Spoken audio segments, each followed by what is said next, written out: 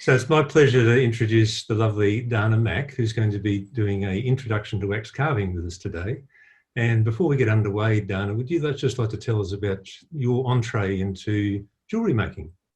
Certainly. Firstly, I'd like to thank Peter and the team at AJS for hosting me today. It's a very exciting opportunity. So I have been jewellery obsessed from the minute I was born, pretty much. And about 3 years ago, in 2018, I thought, I wonder if I could actually potentially make jewellery, so I could make the designs that I'm interested in. So I undertook a casual silversmithing class with one of my favourite jewellers, Jeanette Dyke. She's out at Montsalvat in her beautiful little studio. And she offered a wax carving class, which she had never offered before, earlier this year. So I got into wax carving and I've been addicted ever since. So that's where I am. You'll find me in my little naughty corner over here for 6 to 8 hours a day, just trying new things and having a great time. So it's great fun. That's great, Dahna. Well, it's good that you're willing to share your addiction. So absolutely, yes. I'll hand over to you. Now, just to let people know, this session will possibly go past 11 o'clock, and at 11 o'clock, we will actually pause for a 1 minute silence out of respect for our fallen soldiers. So, over to you, and look forward to what you've got to offer. Thank you, Dahna. Thank you. Thanks, Peter. Hi, everybody. Thanks for joining me today. I'm really excited to have you all here. So I have just recently got into wax carving this year, and I'm here to give you a basic introduction into wax carving. I do have an Instagram. You can follow me at Madam Mac Jewellery, where you can email or DM me as well if you do have any queries about what you see here today or anything in general. So feel free to check that out. So I'll just run through the agenda for today. I'm estimating this will take about an hour and a half to 2 hours, maybe slightly less. So the first thing I'll run through is the basic tools that you'll need for wax carving, which are all available from AJS. I'll take you through the different kinds of waxes that are available on the market, ranging from tubes, blocks and wires. I'll let you know how to convert from your wax weight to your final metal weight. And we'll go through how to carve a simple band as well. So it'll just be a basic style wetter. I'll be showing you at the end of the video some of the designs that I've made. You'll get to see what a raw casting looks like and some of my finished products. So I will take you through the tools firstly. So the first thing you will need is a jeweler's saw blade with a wax blade. So this is different to your regular metalsmithing blade. This basically looks like a spiral paster. It's not sharp on the finger.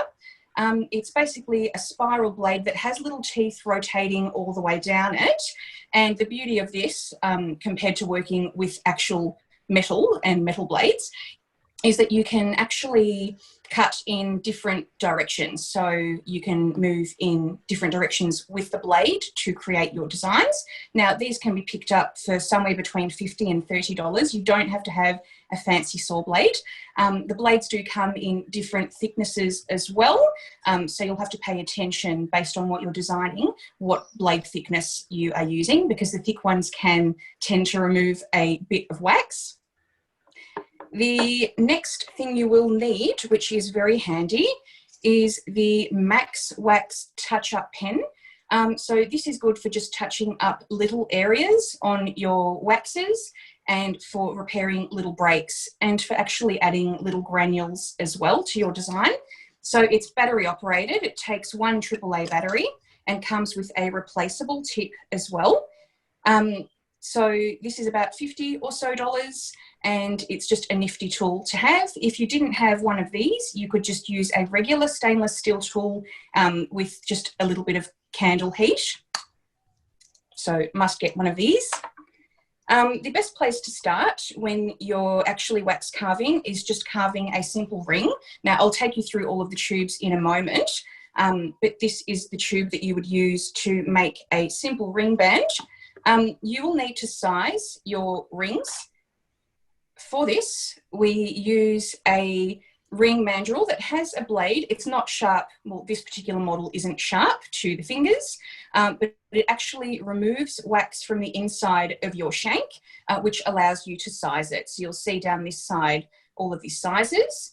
Now, when I am sizing my rings, I actually like to use my regular mandrel, just because the sizes can be a little bit different. So I always size slowly and in small increments as well. I'll show you how to do all of this once we start carving the band. The next important tool that you will need is a wax file. So it's double-sided. It has a flat side and a half round side. One side is coarse and the other side is smooth. So this is used for just leveling out your designs and removing wax from certain areas. Your next important item is having a sharp stainless steel scribe. So this is particularly handy if you're looking at doing some elaborate designs or just for simply marking out your work. So it's really important to mark out your work as you're going, because if you stuff up, you'll be a bit sad. And last but not least, an assortment of carvers. Now, there are a different range of carvers available on the market. I have my high-end Wolf Tool ones, which I haven't used yet, but I picked up from AJS a couple of weeks ago. Or you can start off, which is where most people start, with just some regular stainless steel carvers. They're actually dental tools, so you'll find that dentists and wax carvers use the same tools pretty much. Now, these come in multi-packs. A lot of them, if you don't purchase them from jewellery shops, will be kind of useless. Like, I've found some of these thicker ones to not really have much of a purpose. So you will find that you tend to gravitate towards one or the other. I actually have one of my favourite carvers here. It has been extremely versatile. I'll just stop making a ruckus over here. So this is my favourite carver in the whole wide world at the moment. It basically has two blunt blades on either side, and it has a little hook at the end. So I use this for most of my carves. It's not about what tools you have, it's about how you use them with wax carving. Now, the thing I love most about carving wax is that you're not limited to just carving the wax. You can actually melt wax onto a design, and you can add bits and pieces to it as well, which is also where that Max Wax pen comes in handy. Okay, so one important thing to keep in mind when you're designing is that your design has to somewhat be in proportion. So the band has to be relative to the top. You don't necessarily have to be a jewellery designer. It just comes with a bit of experience. And the second important thing when you're working with wax is to know how to convert your wax weight to metal weight. Now, a lot of my designs, which I've got up the back here, I'll show you later, are quite large and grand and very heavy. But I will take you through a wax conversion table. So this is from my friends at Apex Investment Castings. I'll post this up after our live on my Instagram. It's already up there, but it's probably lost amongst everything else there now.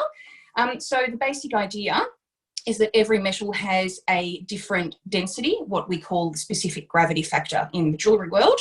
And when you weigh your wax, you have to convert by the specific gravity factor that's listed for each of the metals. So just reading off this chart, for sterling silver, it's 10.55. For 9 carat yellow gold, it's 11.64.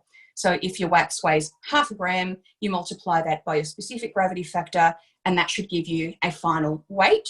And from that, you'll be able to multiply by your weight of material per gram. So with all of that said, I think it's time to take you through all of the different waxes that are available. There are plenty available on the market, but a really great place to start is just with ring tubes. So there are 4 to 6 kinds of ring tubes available at most jewellery suppliers. They all come with slightly different profiles. So these are my 4 that I use mostly. I'll just take you through them, and I'll let you know what each one of them is good for. So this is just a tube that has a central hole. It's uniform around the entire circumference. It starts off at about a size K with the internal diameter, and that is great for wedding bands and just very simple bands that you can carve little patterns into. The next design tube is this one that has a slightly thicker area on top than it does at the bottom. So it's an off-centered hole. This one has come in really handy for designs like dome rings. As you can see, I'm wearing one that I have made, and I've carved a swirly pattern into it. And the last two that I've got here are really nifty for making signet rings. So this one has a short top, which is great for carving a flat top surface. And this one has a higher top as well, and that's for my bigger designs where I'm working on an elaborate design, sort of conceptualizing from the top down. You aren't just limited to ring tubes. You can buy wax in blocks as such. So I like to use the Ferris brand just because it's the first brand I was introduced to and it works very well for my purposes. So these come in handy if you're making pendants, earrings and the like. I've actually made a wax seal stamp from one of these giant blocks, which came in pretty handy. And when you get into the more technical side of waxwork, you can actually invest in some jeweler's wax wires. So you can buy multi-packs. This is also the Freeman Company brand, ranging from a 20 gauge to 6 gauge. They come in different profiles. I've got the round wires.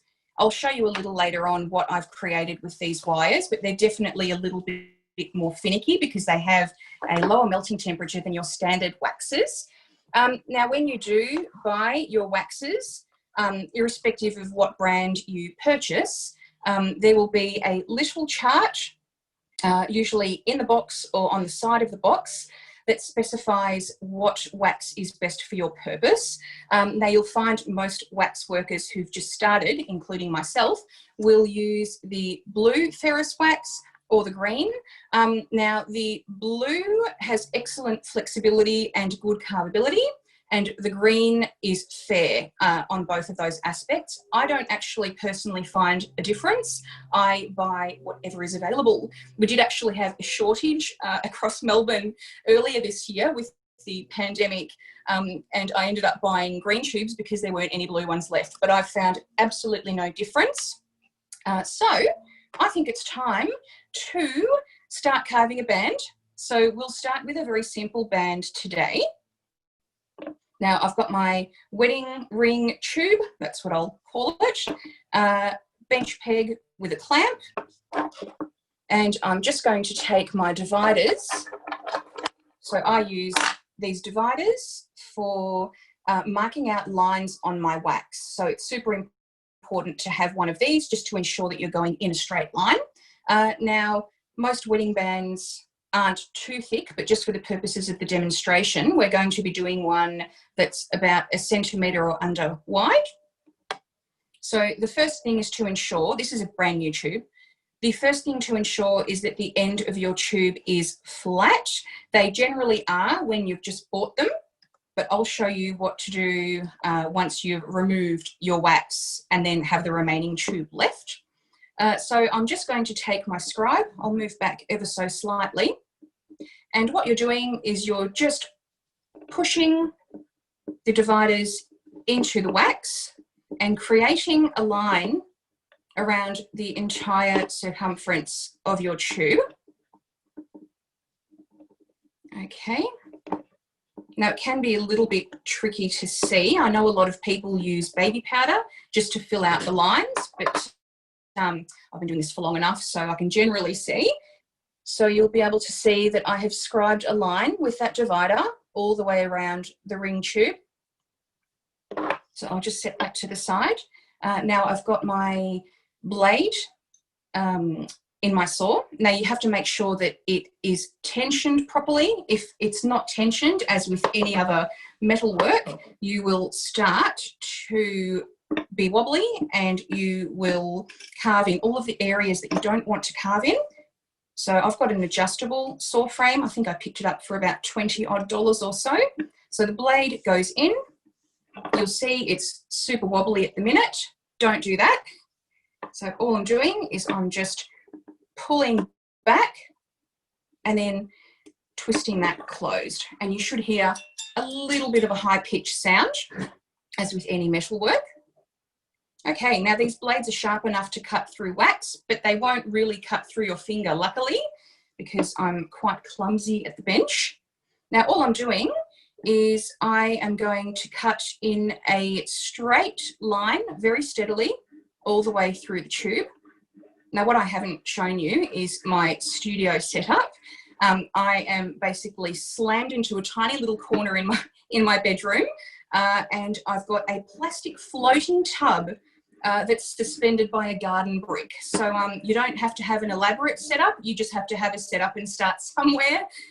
I do get a lot of people saying, I don't have the space, but I'm actually on a bar table and not on a jeweler's bench at all. I used to have my wax and my metal bench at the same bench, but it was just becoming an absolute disaster with cross-contamination. And this wax goes absolutely everywhere. So I do recommend getting a little handheld vacuum. So all I'm doing is I'm cutting through the tube in a very straight line. You have to make sure that your saw blade is always held vertically. And you'll see the ring tube starts to just, there we go, starts to come off. All right. So I've got my ring blank here.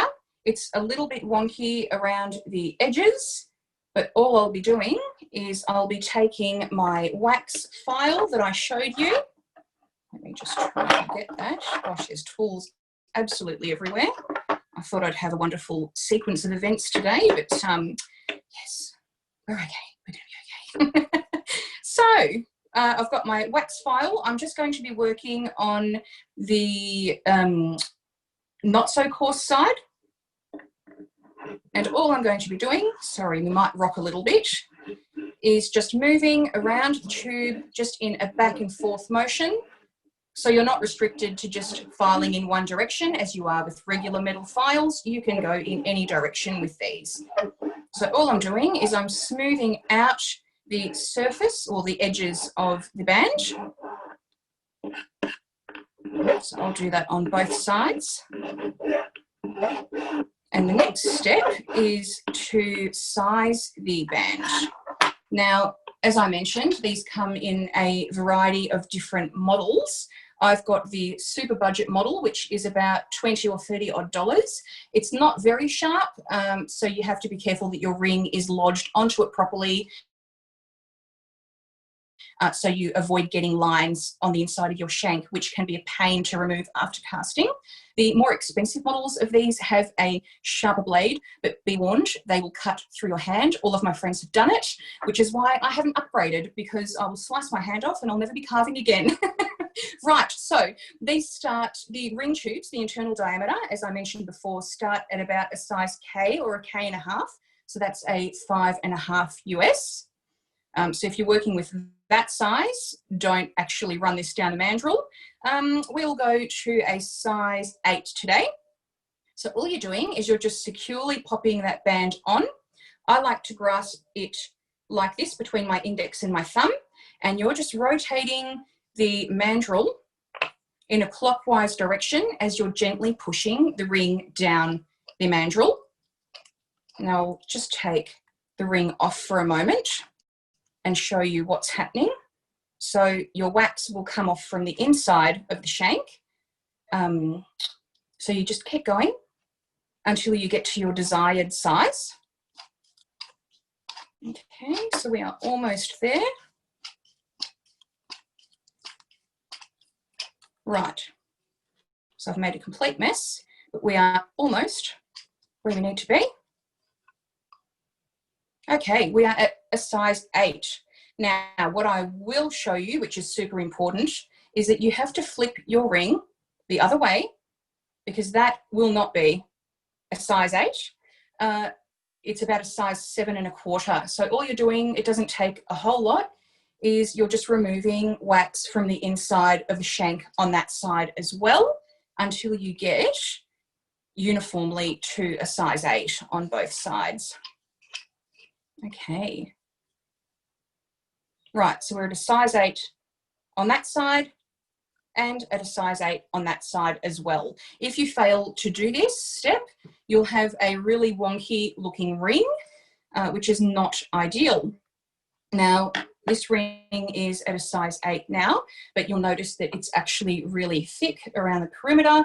So all we will be doing now is just removing some wax from the outside. So this is the part where you have to determine how thick you would like your band to be.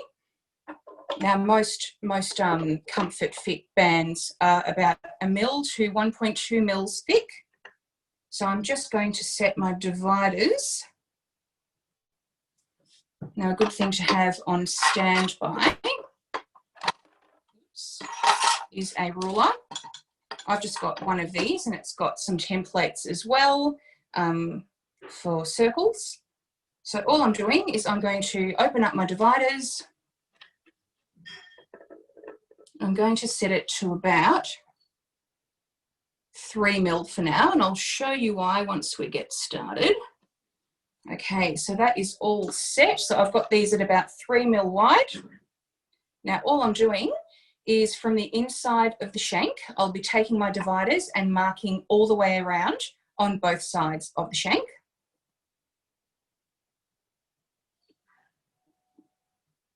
Okay, just I'll make that a bit less actually. Yep.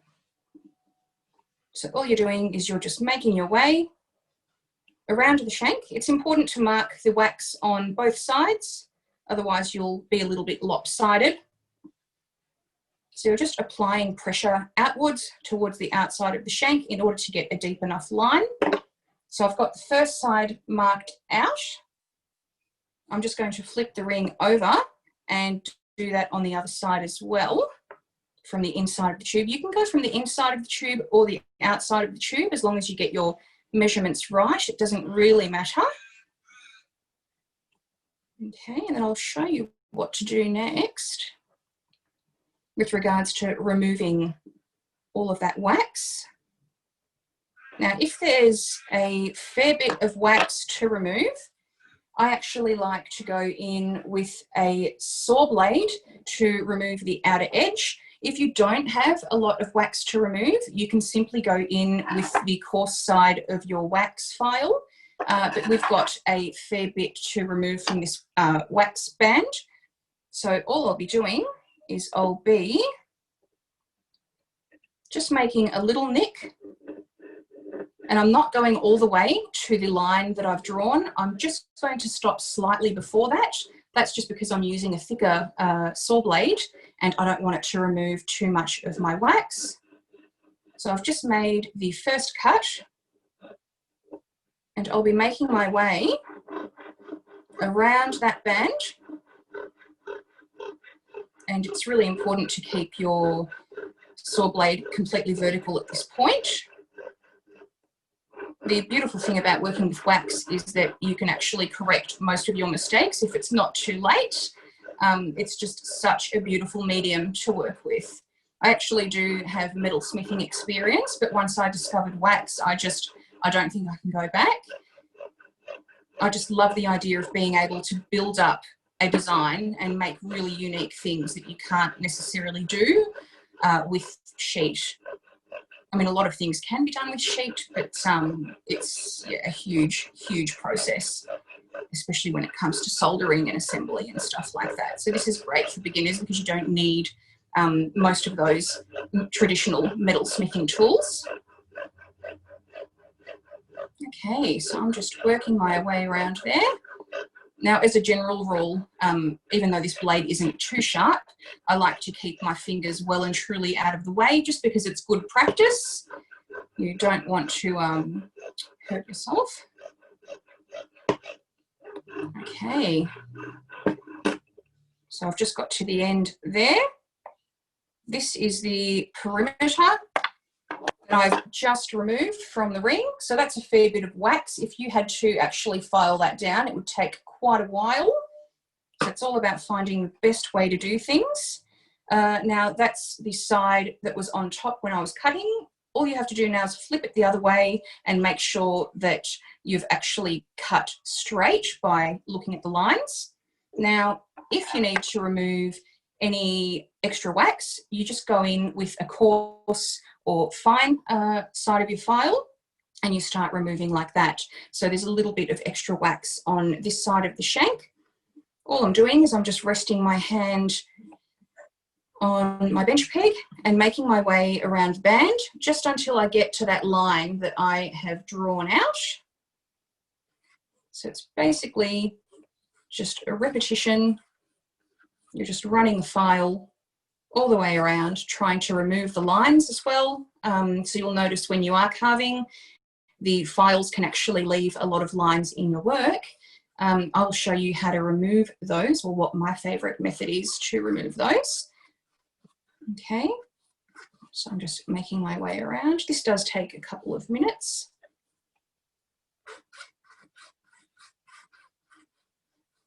Okay, just going to keep going. Now, when I'm making a band, I actually like to ever so slightly dome the surface. It just looks lovely once it's finished and polished in metal. Of course, you can keep it as a solid rectangular shape, but I'm going to dome it just to show you how that is done. Okay, so we're getting fairly even here. Now, a lot of people do use measuring tools to ensure that the thickness of their waxes is uniform all the way around. But the more you do this, the more you can actually just start to feel it with your fingers. So I've got a little bit of build-up in this area. I'm a bit old school like that. And you'll find a lot of my designs are asymmetrical. I just do like living in the moment and being a little bit organic. Okay, now all I'm doing to dome off the top of that band is I'm slightly angling my thumb on 45-degree angle, as well as the file. And I'm going to be just swiping across the wax on a 45-degree angle. And I'm going to be doing that all the way around. And then we will repeat that on the other side.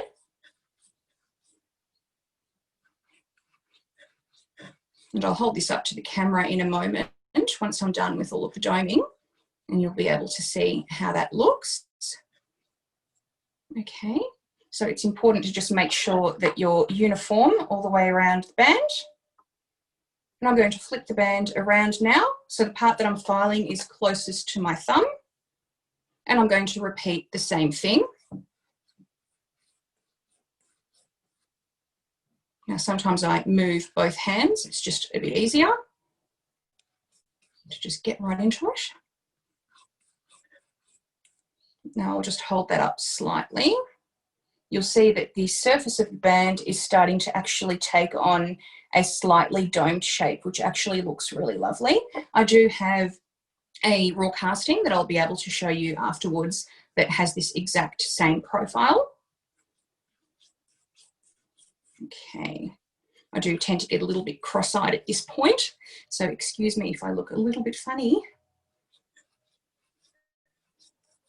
Okay, so it's important to just keep feeling with your fingers, or if you'd like to measure, you can go around with a caliper, which I actually don't have batteries in. Absolutely useless I am. So if you did have a caliper, you would basically just make your way around with the ring in its jaws, just to make sure that it's all uniform.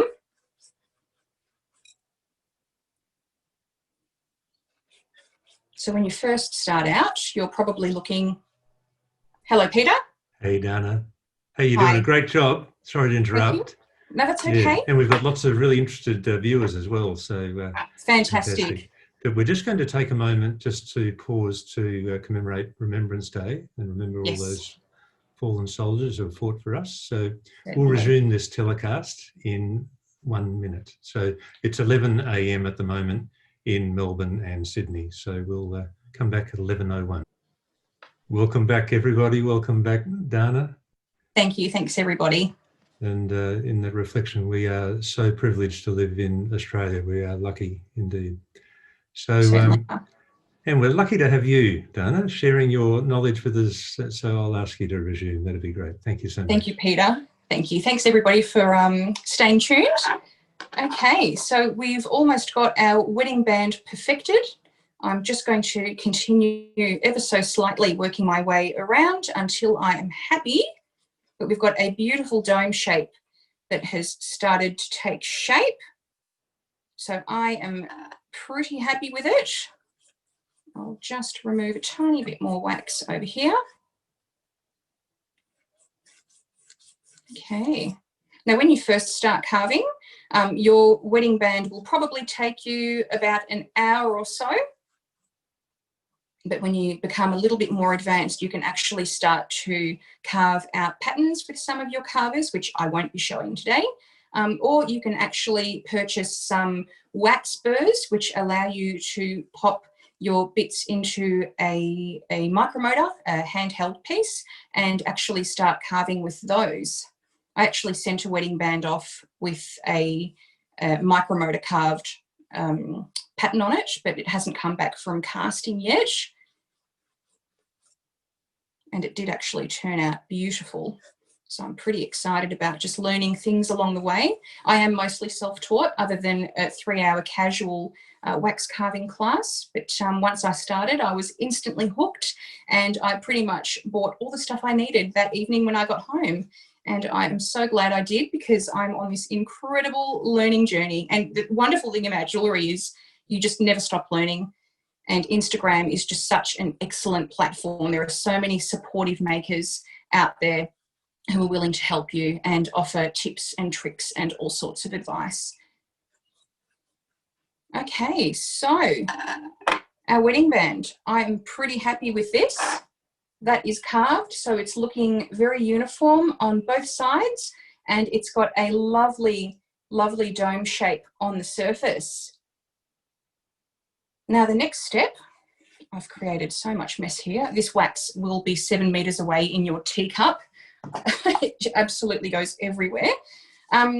Is to get some filing paper. Now, I was taught to file your waxes with 800 grit paper, but I actually find that using something a little bit more coarse, like 600 grit, works an absolute treat.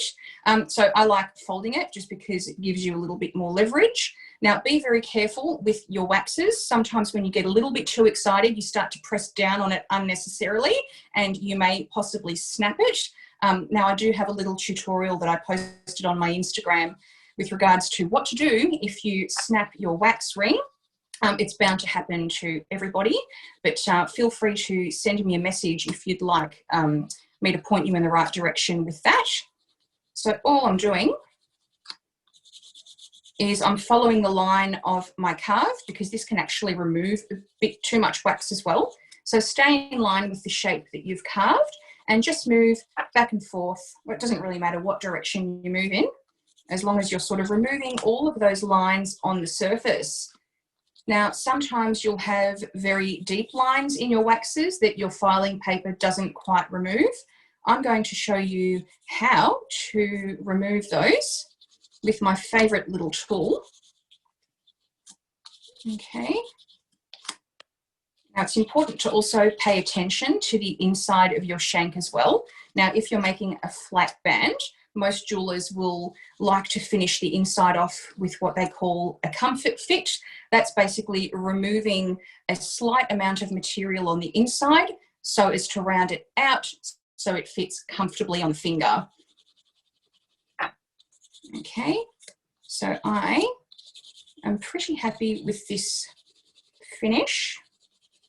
I will show you what I do next just to make the waxes super smooth. But what I like to do in the interim is I like to fold my emery paper up around my finger, and I like to just work my way around the inside just to smooth all of that out.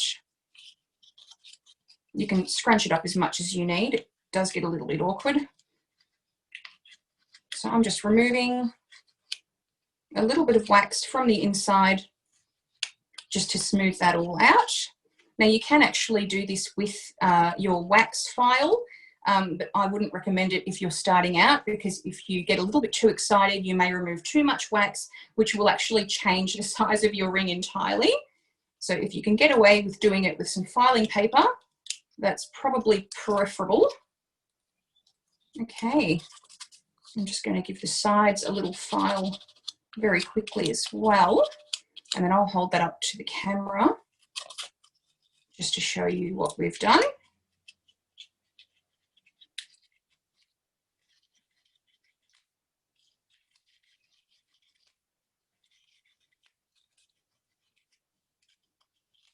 Now, sometimes you do get lines from sizing on the ring mandrel on the inside of your shank. It's just a matter of going around it with filing paper just to remove as many of those lines as possible. Now, the actual casting process, I don't do my own casting. It's quite an elaborate and a very expensive setup. I actually send all of my master waxes off to get cast at a specialist company. But the whole idea with wax carving is when you're ready to have it cast, it basically gets attached to what they call a sprue. It basically looks like a little tree branch, and then that goes onto a rubber base. The rings get built up. You can cast a whole bunch of rings or items at once, so it starts to look like a tree of life. What happens then, this is one of my most common questions, how do you get from the wax to metal? So what happens is after your sprue is attached to the ring, it's attached to a base and built up. And then what happens is investment is poured in. It's basically like a jeweler's plaster of Paris. So the investment fills the area around your wax and it gets fired in a kiln. And in the process, your wax basically gets lost in the process, hence why it's called lost wax carving. So the wax burns out, leaving an impression of your wax model, what once was, and then fiery molten hot metal is poured in to fill all of the spaces. So when you actually get your items back, they will come back as a raw casting like this, and they'll have that little nodule on it, which is the sprue. So that's basically the tree branch that I had mentioned. Now I'll be doing a separate tutorial on how to clean up your raw castings. So that is basically the process in a nutshell. Now this is our ring that we have carved. So it feels nice and smooth and it feels very uniform between all of my fingers. Now I like to give it a nice little dip in water with detergent. Here's some I prepared earlier. So I'm just going to give that a little rinse and I'll dry that with my towel. Okay, so here we have it. Now there are some deep lines in the surface of that ring. Now this is the fun part where I like to get my favourite little tool. I did show you this one before. So it's basically got two blunt blades on either end and a little notch at the end. Now for this, I like to just run my blade very gently across the surface of my wax. It acts as a bit of a shaver. You have to be very light-handed with this, otherwise you will remove too much wax. I'm not actually engaging the hook at the very end at all for this.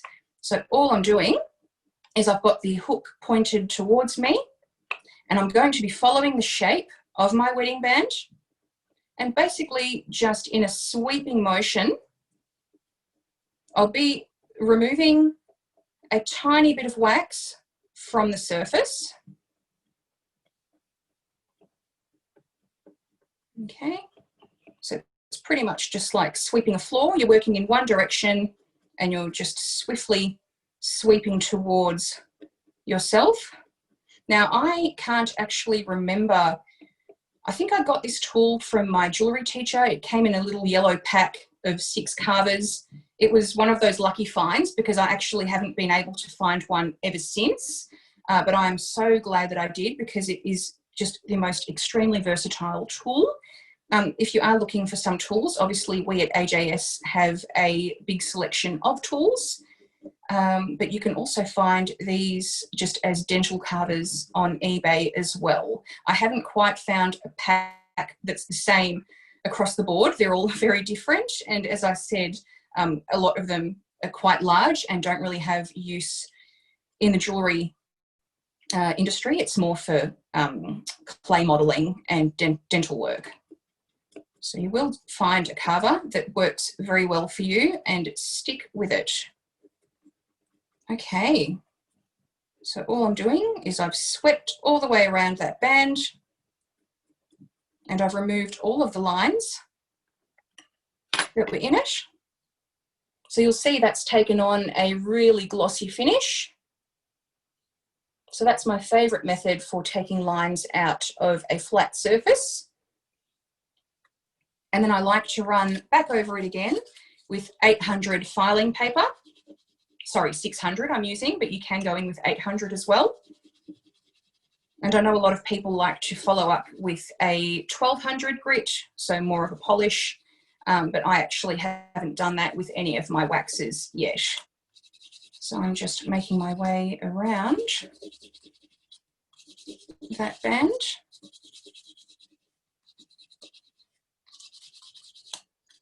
And making that super smooth.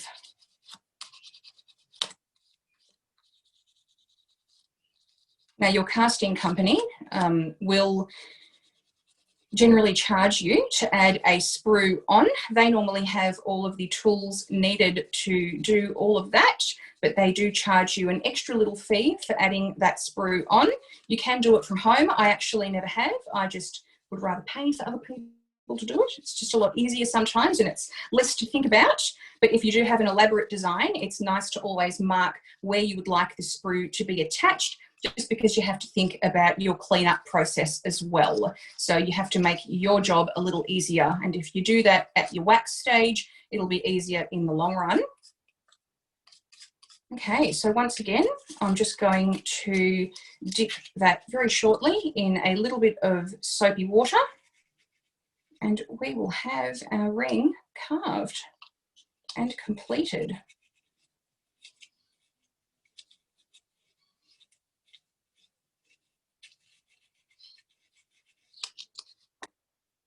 Okay, you can do this under running water with a toothbrush. It's a soft toothbrush as well. Just get my towel. But this is our completed wedding band. So it does look rather lovely. I'll probably carve a little pattern into it in the future before I get it cast. But that is basically the best place for a beginner to start. Just experiment around, keep trying, don't give up. You do need a lot of patience for this, as with most things in life, but it is such a beautiful process. So that will head off for casting shortly. That is our ring carved. So I hope all of you can pick up some tools in the next few weeks and just give it a go. If you don't actually try, you'll never ever know. Now the next step, as I have mentioned before, is to actually weigh your wax. So you can pick these little balances up from most places. So I'll just I'll just tear the scales first and I'll pop the wax on and I'll let you know what that weighs. Okay, so that weighs 0.85 grams. If I was to cast that in sterling silver, I have to multiply 0.85 by the specific gravity factor. So for sterling silver, it's 10.55. It'll be around a 9-gram ring. So it's really important when you're designing to keep in mind the final weight of the item. As I said, I like to make really big and very chunky and heavy rings, but your average ring, particularly a wedder, shouldn't really weigh more than 6 to 9 grams, I would say, from my experience. So keep in mind, your weight of the item. So that is all for carving. I'm going to take you through some of the designs I've actually made. So I'll just move some of my stuff off my table very quickly. I'll show you some of my raw castings. So these are 2 wedders, like the one we've just carved. These are 2 wedders that I have carved and had cast for hopefully the next tutorial that I'll be running. So in my next tutorial, I'll be showing you how to clean these up using traditional methods, from your at-home method without fancy tools and with fancy tools as well. That's why I've got 2 of those. I've got one of my favourites that my clients love. This is a finished one So it's just a croissant ring. It's super popular. It doesn't really ever go out of fashion. So to make that, I actually used that tube that has the higher top. I don't know if you can see that very well. Yep.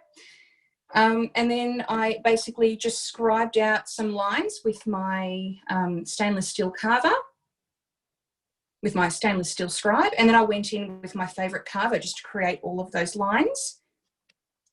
What else have I got to show you? I've got a raw casting of that one as well. So I don't actually have moulds of most of my work. I like to create one-off pieces. I like throwing a little bit of uniqueness out there. No two are the same at this stage, which is great.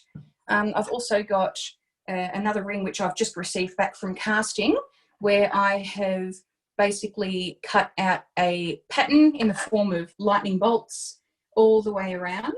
So all of these carves that I'm showing you obviously differ in the preparation time. Your basic wedding band is about an hour. Something like this, you're looking at about 2 hours plus. I've also got some plain dome rings as well. So I finished that the other week and I've just gone with a lovely frosted finish. Not everything looks good shiny, which is something I had to learn the hard way. Now, when you start to get a little bit more advanced, you can actually start piecing out your designs. So this is just one of my dome rings that I have pierced out using a drill bit and the wax blade. So this was an extremely lengthy carve and the cleanup was horrific. So I'm probably only releasing this one and only. So this was about a four-hour carve. As you can imagine, you actually have to clean up all of those little areas when it is a wax, which is a little bit of a disaster sometimes. So that's more of an intermediate carve. And then I've got rings like this one, which I've carved out of wax. So this is just to give you a rough idea of what you can achieve.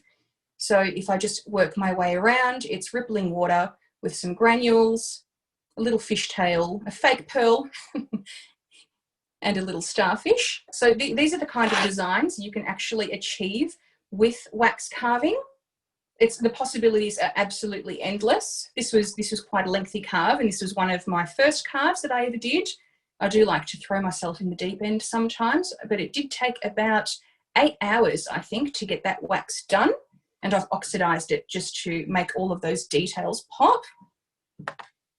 You can also make mounts to set stones in afterwards. So this one was just inspired by my two favorite things, which is the ocean and flowers. So I made the setting. And as I was saying before, you don't necessarily have to physically carve. You can actually heat up tools and make patterns on the surface of the tool. So you're not just limited to physically removing wax. You can add wax or push wax around with the tools that you do have. So I've just set that in a semi-bezel with a labradorite. So that's a lovely one. And when you get a little bit more advanced, this would be another demonstration altogether. I've had no formal experience whatsoever for this. When you do get a little bit more advanced, you can start setting some stones in place. So exactly the same principle, but you basically set your stones in place as you would if it were just a normal ring getting set with a stone afterwards. And they get cast like that, with your stones in place. It is hit and miss, and not all stones can be cast, but I've started with some lovely and inexpensive garnets. Yeah, it's hit and miss. Sometimes they crack, sometimes they don't. Obviously, the metal heats, expands, and then contracts when it cools, so it's a little bit tricky in that regard. You can also cast two different parts and then solder them together. So you can cast and assemble, which is what that method is known as. So this is one that I did in that way. Casting something like this in one piece without all of these beads, of course, would be a little bit challenging just because it's very top heavy and the band won't necessarily support the weight. So this is where thinking about the design and the proportions comes in very, very handy. So I basically carved out the shank and the boat shape up here as 2 separate pieces, and I had them cast separately, and then I assembled them using traditional methods like solder. And then I added in some little beads just for fun. I do like kinetic jewellery. It's a lot of fun. It makes a lovely little sound as well. And when you build up the patience, you can start potentially working with the wax wires that I mentioned before. So this was the first attempt I ever had using the Freeman wax wire. So all I did for that one is I gathered a bunch of wires, wove them all together in a very random pattern, but it just, yeah, it actually looks quite uniform to me, and had that cast. So that was great fun. It was my first attempt, so it's a little bit messy on the inside, but it's super important to pay attention to the inside of your shank as well as the outside. And last but not least, I've actually got this monster ring that I made for myself. I do like doing pilot trials of designs. So this is my heaviest ring. It weighs about 47 grams. And I pretty much assembled it in 3 parts. So I carved out the ring as a whole and then added all of the wire as an applique around the shank and around the top. And I actually stamped it with a vintage stamp that I had lying around. So most people wouldn't wear a ring that weighs 50 grams, but I do because I love them. So that is that. I always have my casting company call me and say, Dana, do you realise it's, and I say, yes, it's intentionally heavy. I have converted it using the conversion chart. It's going to be big. So they know me very well now. Guys, I hope you've absolutely loved this tutorial. Please feel free to reach out to me. You can find me on Instagram at Madam Mac Jewelry. Send me a DM. Click the link in my bio to email me. I will be at your service. Thank you so much for tuning in, and thank you to all of AJS for having me today. Hey, Dana, on behalf of all of the viewers now and in the future, thank you for such a great job today. You've had lots of lovely comments from people that really enjoyed wonderful. What you've had to offer.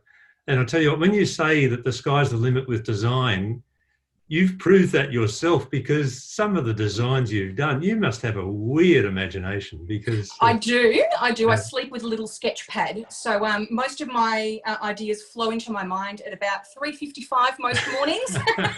So I basically jump out of bed, I quickly sketch it. I've actually got a whiteboard behind me as well, and it's got all sorts of drawings on there. So I don't really believe in having a niche. I just believe in creating whatever you feel in the moment. So I don't like restricting myself to a certain aesthetic. It's just whatever I do at the time. So that's my style, really. Well, I can see why you enjoy it so much, because you're going on a completely different journey every time, and you produce some amazing stuff. So I'm sure you've inspired some other people to follow in your footsteps. I hope so. There's a lot of people out there who've actually messaged me in the last few weeks just through Instagram saying, I'd love to do that, but I don't know where to begin. So I've helped a lot of people already, probably 20 or 30 odd people with getting set up. So I've got a list of tools. If you guys need help sourcing stuff, it can be extremely overwhelming at first, but you sort of collect bits and bobs over the courses of a few months, and you end up having a full setup. So it's great. Yeah, no, fantastic. So to help anyone who might be interested in exploring it a bit further, if you're interested in purchasing some wax carving tools or consumables, AJS is offering a coupon code, which we've posted on the Facebook feed there. If you use that today or tomorrow, you'll get 15% off your purchase. And Dana, we look forward to having you back to continue the journey. So I look forward to it too, Peter. I've got my rings ready to go. I'm super organised. Whenever that shall be. Yeah. And we're also, this is going to be a regular thing with AJS. We will be doing this sort of thing with regard to a whole range of aspects of jewellery making. So if out there you or someone you know would be interested in putting forward a demonstration from your bedroom, just let us know at AJS. We'll be happy to talk to you. Dana, thank you so much. Perfect. Thank you, Peter. Thank you, everybody, for watching. Yeah, thank you on behalf of everybody. You've done a great job. Just to read some comments. Brilliant video. Thank you. So good. Thanks, Dana. Enjoyed this greatly. Inspiration. Thanks. Wow. Thank you. Dana, your head is slowly filling up the screen here. I'm just trying to see if I can see the other comments. Just hang on. Yeah, I've made a whole mess that I have to clean up after this as well. There's like wax you've got all that over little my vacuum pants. cleaner on the ready. I do. You have to get yourself one. And I'm unable to see any more comments at the minute. But Sure. yeah, thank you so much, everybody, for tuning in, and we'll look forward to the next one. Thanks, Dahna. Wonderful. Thank you, Peter. Have a great day. See Yeah, you, everybody. you too. Thank you. Bye-bye.